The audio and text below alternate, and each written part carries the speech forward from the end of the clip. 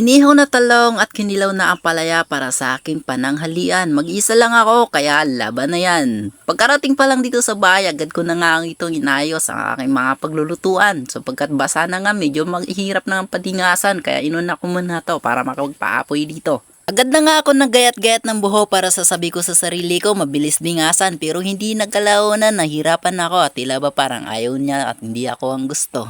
Sa pagtsatsaga at pagsisikap, ayun, nakuha ko rin ang matamis niyang oo. Naku po, Diyos ko, iba na ata to. Joke lang yon, huwag niyong seryosohin. Bawat sinasabi ko, gusto ko lang naman na mag-enjoy hanggat nanonood kayo. Oh my goodness, iba ata to ah. Pero magpatuloy pa rin tayo, ito na nga, padingas na tayo. Fast forward na lang tayo, laktawan na natin to. Sa wakas, nakapagpaapoy na rin tayo, kaya agad na natin hugasan ng kaldero na to. Nasa nga noon, makapagluto na tayo ng ating pananghalian. Sobrang nagugutom na ako sa mga oras na to, kaya nagmamadali na ako dito sa paghuhugas ng kaldero. Pinorward ko na nga at nang sa ganun makapagluto agad tayo. Kita nyo kung ganun lang talaga tayo kabilis maghugas ng kaldero. Nako, sinasabi ko sa iyo, nakapakabilis lang bawat oras. Hindi umuwi ang nanay at tatay ko, gayon din ang mga kapatid ko, kaya mabilis ang luto ng ulam lang. Dinaliri ko na lang to, tansyado, garantisado, kabisado. Kapag ganito, pwede na yan, luto na yan, pasok na yan, lulutuin na natin to. Magkaiba tayo ng status ng pamumuhay, kaya kung napapansin mo, ganito pa rin ang aming lutuan. Pero wag pinapangako ko sa iyo, hanggat nabubuhay ako, gagawin ko lahat ng makakaya ko, mabago ko lang ang buhay ng pamilya ko. Kaya sa simpleng like and share mo lang ng video ko, nako, sobrang nakakatulong na to. Habang nagluluto nga pala ako ng kanin, agad na akong kumuha ng ampalaya. Ilang piraso lang to dahil sa nag-iisa lang ako, kaya sapat na to para sa aking pananghalian. Agad ko na nga itong hinihiwa-hiwa ng pino, gaya ng pagkadurog ng aking puso. Aray ko, napapahugot naman ako mula ng akong iyong iniwan.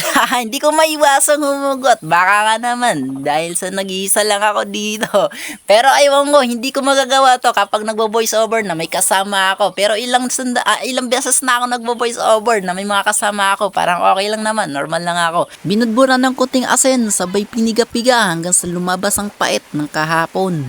At kung sa tingin mo naman kaya mo nang tiisin ng pait ng kahapon, agad mo na itong hugasan at nasa ganun na pwede mo nang kalimutan ang bagay na nangyari ng kahapon. Yung rekado lang nito, sukat asin lang laban na to dahil sa mag-iisa lang naman ako, kaya nigurado, solve na naman ako. Habang nagluluto ng kanin, iniwan ko na to, tumuloy na agad ako sa taniman ng kuya ko kung saan namitas ako dito ng ikapirasong talong sapagkat pwede na tong ihawin ko at pwede na tong sasampaw sa kanin o kaya kung ano man ang gusto mong luto dito, panigurado, solve ka na naman dito. At heto na nga ang finished product ng inihaw na talong, kasabay ng ating kinilaw na ampalaya, sabayan ng kunting kanin, panigurado, solve na naman ako. O paano, kain na tayo. Sa mga hindi pa kumakain dyan, ako, at kumain na rin kayo, huwag kayong magpapalipas ng gutom, alagaan yung sarili nyo at nasa ganon, malayo kayo sa namang ori ng sakit. Siya, kung umabot ka sa dulo ng video na to, maraming salamat sa iyo sa panonood ng video ko. At siya, kung hindi mo pa na-share at na-like ang video na to, humihingi ako ng pabor na sa ganon mapanood ng ibang tropa mo.